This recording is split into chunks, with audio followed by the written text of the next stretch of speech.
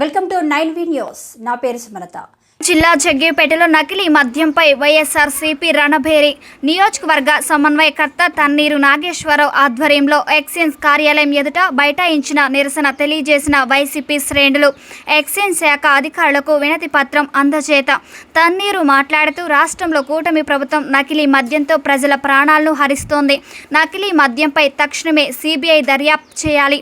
రాష్ట్రంలో నకిలీ మద్యం కుటీర పరిశ్రమగా మారింది. ప్రజల ప్రాణాలు తీస్తున్న కల్తీ మద్యాన్ని అరికట్టాలి. బాబు లోకేష్ కనుసన్నల్లోనే నకిలీ మద్యం తయారీ.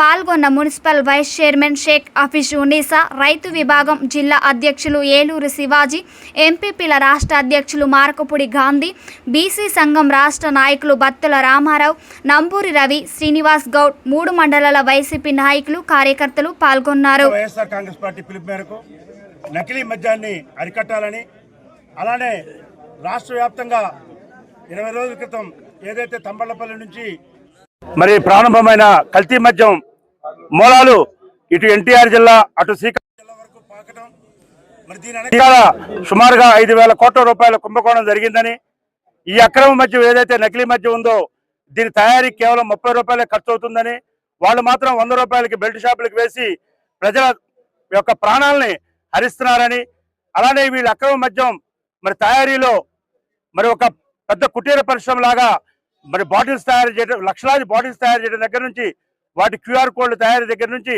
వాటికి స్టిక్కర్స్ దగ్గర నుంచి, వాటికి సంబంధించిన మూతలు తయారు చేయడం దగ్గర నుంచి, మరి వాటిలో ప్రమాదకరమైన స్పిరిట్ కలపడం దగ్గర నుంచి, అలానే ఇతర రసాయనాలు కూడా ఏదైతే ప్రజానీకానికి తాగితే కొద్దిగా మత్తొచ్చే అవకాశం ఉన్న ప్రమాదకరమైన రసాయనాలను కూడా వాటిల్లో కలిపి ఈ నకిలీ మద్యాన్ని తయారు చేసి వీరు మరి ప్రజల దగ్గర డబ్బుని, రక్తాన్ని మరి జలగల్లాగా పీక్కుతుంటారు.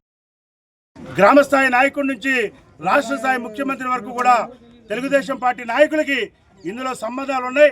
అందుకనే గత 5 సంవత్సరాల్లో జగన్మోహన్ రెడ్డి గారి ప్రభుత్వం తరపున నడిపిన షాపుల్ని మీరు రద్దు చేసి మరి వాళ్ళ ప్రైవేటు తరపున షాపులు నడపడమే కాదు, లక్షలాది బెల్ట్ షాపులు ఇవ్వడమే కాదు, అనాథరైతులుగా పర్మిట్ రూములను కూడా ఈ యొక్క రాష్ట్రంలో నిర్వహిస్తూ ఇవాళ ఎక్సైజ్ అండ్ ప్రొహిబిషన్ అధికారుల్ని వాళ్ళ ఉద్యోగాలు వాళ్ళు చేసుకొని ఇవ్వకుండా మీరు కట్టడి చేస్తూ మరి మీ యొక్క కోట్లాది యొక్క ధనాన్ని సంపాదించడం కోసం మీరు మరి యొక్క అక్రమాలకు పాల్పడుతున్నారు. కాబట్టి ఇవాళ వైఎస్ఆర్ కాంగ్రెస్ పార్టీ డిమాండ్ చేస్తూ ఉంది, తప్పనిసరిగా జగ్గేపేట నియోజకవర్గంలో మేము పెద్ద ఎత్తున ఇవాళ వందలాది మంది మహిళలు మరి పురుషులు అందరం కూడా వచ్చి ఇక్కడ ఈ నియోజకవర్గ వ్యాప్తంగా మరి వచ్చి ఇప్పుడే సుమారుగా 1.5 గంటల పాటు ఇక్కడ మా నిరసన తెలియజేయడం జరిగింది. ఇది మరి తొలి అడుగు మాత్రమే. ఏదైతే నకిలీ మద్యం ఈ రాష్ట్రంలో అరికట్టకపోతే రేపు కూటమి ప్రభుత్వానికి నూకలు చల్లుతాయి. వాళ్ళకి మరి తప్పనిసరిగా ప్రజల నుంచి తగిన చేత్కారాలు, మహిళలు ఎక్కడికి వచ్చినా కానీ ఎదురు తిరిగి మహిళలు మొత్తం కూడా మరి మా తాళిబొట్లు మేము కాపాడుకోవాలి. కాబట్టి ఈ నకిలీ మద్యాన్ని అరికట్టలేని కూటమి ప్రభుత్వాన్ని దించే వరకు కూడా మేము పోరాటం చేస్తామని చెప్పి మహిళలు సంసిద్ధతగా ఉన్నారు. కాబట్టి ఇప్పటికైనా చంద్రబాబు నాయుడు బుద్ధి తెచ్చుకొని పవన్ కళ్యాణ్ కానీ, లోకేష్ కానీ ఈ రాష్ట్రంలో నకిలీ మద్యం దొరకకుండా చేయాలని, నకిలీ మద్యానికి ఎవరైతే తయారీదారులు ఉన్నారో, ఎవరైతే ఈ యొక్క కుంభకోణానికి పాల్పడ్డారో వారందరి మీద క్రిమినల్ చర్యలు తీసుకోవడమే కాదు, ఇవాళకి కూడా A1 ముద్దాయి జనార్దన్ అతని ఇంతవరకు అరెస్ట్ చేయాల, కేసు నమోదు చేశారంతే.